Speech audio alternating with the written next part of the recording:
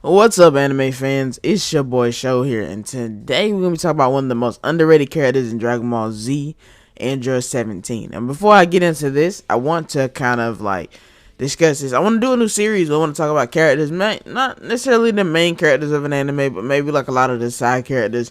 Really kind of breaking them down, kind of seeing what they're all about. If you guys want me to do a character of yours, let me know down in the comments. That's something I could, jump into. But with that being said, now I know what you're thinking. We talking about Android 17. He's a very minor character. He got destroyed by Cell, but trust me, there's a lot more to his character than meets the eye. Now, let's start with some of his backstory. Android 17 was originally a human named Lapis, who was kidnapped and transformed into an android by Dr. Gero, alongside his actual sister. He was programmed to be a killing machine, but after being activated, he rebelled against his creator and teamed up with his sister Android 18 to take him down. What's interesting about Android 17 is that he's not your typical villain turned hero. Unlike Vegeta, who went through a more slower, gradual character development change where he became more of a good guy, Android 17 was a bit of a mystery. He was always kind of a mystery. At least all the androids were. You had Android 16, doing this thing with the birds and stuff. And they all was just more like kids that were killing machines that just wanted to have a little bit of fun. And, he was introduced as a cold and ruthless killer, but as the series went on, we began to see glimpses of his softer side. But to be honest, we really didn't get to see a lot of that until, maybe Super. He was basically a ruthless killing cold machine. You know what I'm saying? Probably, the most cold out of all of them, to be honest. In Dragon Ball Super, we get to really see the full extent of his character.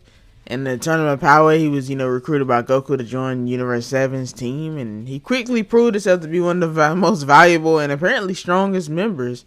The thing I love about Android 17, his motivations is not your typical shonen hero motivations. He's not obsessed with getting stronger or proving himself in battle. He's just a regular guy / android who wants to have a nature, ranger preserver, whatever. He's like a ranger now. He just has incredible strength and fighting abilities. In fact, his down-to-earth personality is what makes him so likable in the future. He's not really interested in the fame and the glory. He wants to do what's right, protect his loved ones, his family, and his friends, His fighting skills are crazy. That barrier technique is one of the most powerful defensive moves in the series, and the games, and everything. I used to love doing the android barrier with him. His infinite energy means he never gets tired, which is kind of a life hack.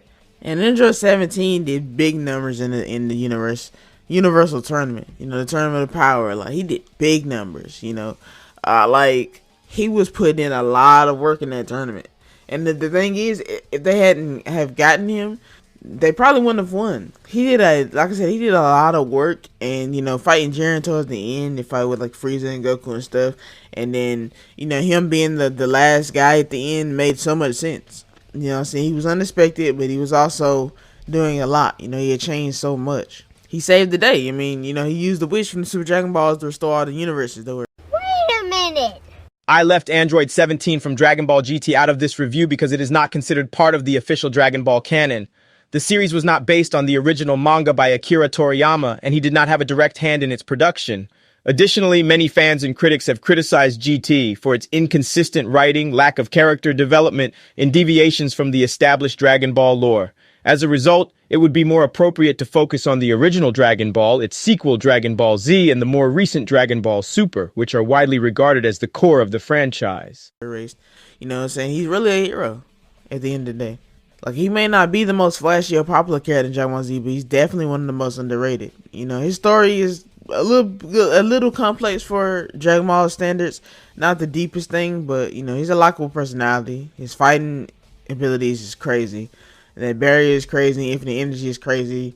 He's just truly a standout in Super to me. I think I really was impressed. I became a Android 17 fan all over again. I used to play Android 17 on all the games, and they used to be my favorite character to play. But honestly, he's one of my favorite in the show now.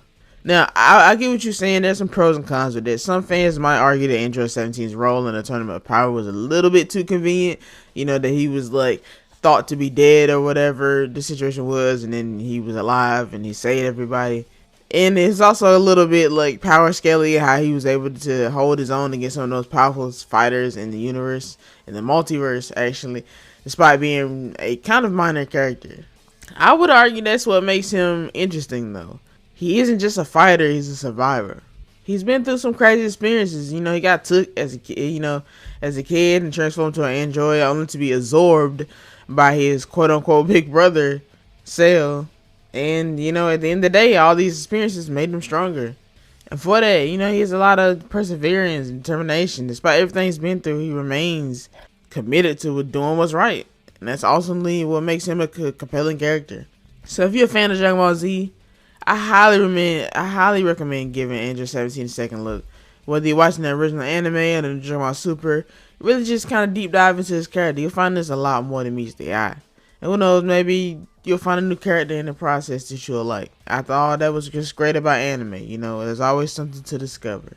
But with that being said, guys, does any other character you guys want me to cover? Let me know down in the comments below. To be honest, this is kind of my first time doing this, so I will be growing as the series grows. But if you have a character, drop them down below, and I really get on them. I really get to them.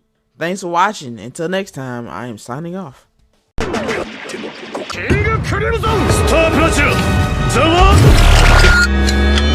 やれやれだぜ。